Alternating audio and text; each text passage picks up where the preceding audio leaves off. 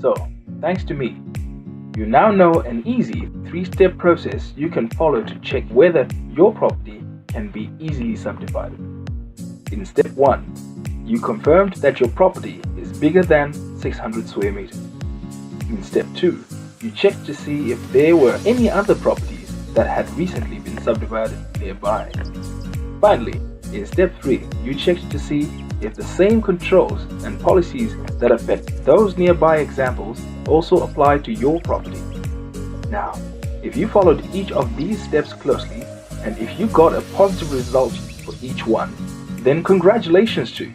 That positive result in front of you probably has an accuracy of up to 50 or 60%. But as I said before, you don't have to settle for just 50 to 60% accuracy, because you now have access to the remaining 4 strategies I'm about to show you.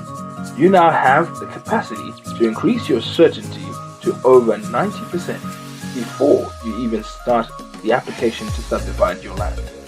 So, if you're ready, then let's run through each of the remaining 4 steps of the 7-step strategy in sequence.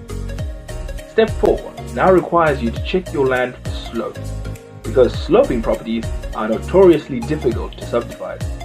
Now, your property could tick all the previous boxes, but imagine the difficulty of trying to subdivide it if you are also having to figure out where everything should go, especially if you're working with a seriously steep property. Imagine how difficult it would be to figure out where to locate a future house, driveway, and all the other fun stuff if you have a seriously steep site on your hands. Now, if your property slopes really badly, then imagine how expensive it would be for you and your designers, contractors, and trades to create one-off custom solutions for every aspect of your subdivision. It would get very expensive very quickly. So expensive that it could make any prospect of subdividing your property super expensive and close to impossible. On the other hand, the flatter your property is, the less work is required to prepare the property for subdivision. So if your property is super flat, then it automatically has a way better chance of getting subdivided when compared to a similar sized property on steep terrain. Next, step 5 requires us to check how easy or difficult it would be to connect the new block you are about to create to all the important services like power, water, and storage. So, in the next step, you will need to check whether all the necessary services are available nearby, making sure that there is nothing on or around your property that could make connecting up to these services very difficult or virtually impossible. The easier the connectivity, the more likely it is that your property can be approved for subdivision in the future. Next, step 6 requires us to figure out if there are any unseen issues or obstacles lurking below the surface of your property. Some immovable and unavoidable obstacles may already exist there, like ticking time bombs, waiting to blow any potential subdivision out of the water. And sometimes these obstacles may not actually be inside your property. They could even be next door. But that could still be close enough to cause you some trouble, potentially restricting any prospects of subdividing your property. So in this step, you will need to figure out if these obstacles exist. If they do, then you would need to know where they are located and who these underground assets or nightmares belong to, so that we can start the conversations that need to happen for us to get permission to work around them. Finally comes step 7, the last and arguably the most challenging step of them all. It will require us to access the unique document that contains hints on where to find the information we spoke of in steps 5 and 6. This document is called the land title. Every property out there has a unique title that contains information about that property and details of any rules that specifically apply to that property. Remember, no two properties are exactly alike. This document may also contain hints to help you figure out what is hidden in the ground, what services are currently available to the property, and what restrictive rules apply specifically to that property. You will need to pay particular attention to this document because it could contain some serious restrictions that could cripple your property's potential or permanently render your property unsubdividable. And there you have it.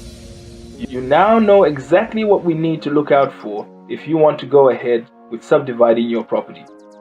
And if you use these 7 steps correctly, you can now confirm whether your property is subdividable with a 90 to 97% accuracy, just like the pros. Now, I can imagine that this is a lot of information to take in, and you may be feeling a little overwhelmed. But you don't have to feel that way, because there is one more step I have managed to come up with to help you get the answers you need. Now, by this point, you can tell that I really want to make sure you get the answers you're looking for your property. Because of that, I got to thinking, how could I make this even easier for you to get the answers you seek? Now, I could offer to do this whole process for you, but the process is really time intensive, so I wouldn't be able to help everyone, even if I wanted to. But then it struck me, what if I set a challenge and invited some of my like-minded associates to join me? Well, 3 of them said yes, and we got to thinking, wouldn't it be cool if we could help 24 people in 24 hours? So we agreed to take up the challenge, and we call the challenge the 24 in 24 challenge, where all 4 of us are going to try and help out 24 of you in 24 hours. That means each of us is going to take on a maximum of 6 people within the next 24 hours, and no more. Once each of us reaches the limit, then we'll shut this down and spend the next 76 hours helping our teams of 6 to get the answers they need. It's a big challenge, so I don't think we're going to be doing this again anytime soon. So if this is for you, then be quick and click on the button below this video to book your spot and get started. Now, to make it even easier for you, we aren't going to charge the usual $200 to $300 an hour rate. We aren't even going to charge an hourly rate. We have decided, in order to help as many people as possible, we've decided to offer this one-time service for a flat fee that's just a fraction of the regular hourly rate. So what are you waiting for? Click on the button below this video to book your 1 in 24 chance to benefit from this 24 in 24 hour challenge. Remember, once we have all 24 spots booked, we are shutting the promotion down. Strictly no exceptions. And if anyone gets to this page after we are full, they will be redirected to a waiting list to be notified just in case we decide on ever doing this again in the future. So, to be clear, if you miss out on this one, you miss out. Come on then, quickly click on the button below this video to book your spot, and you and I will be seeing each other on the other side.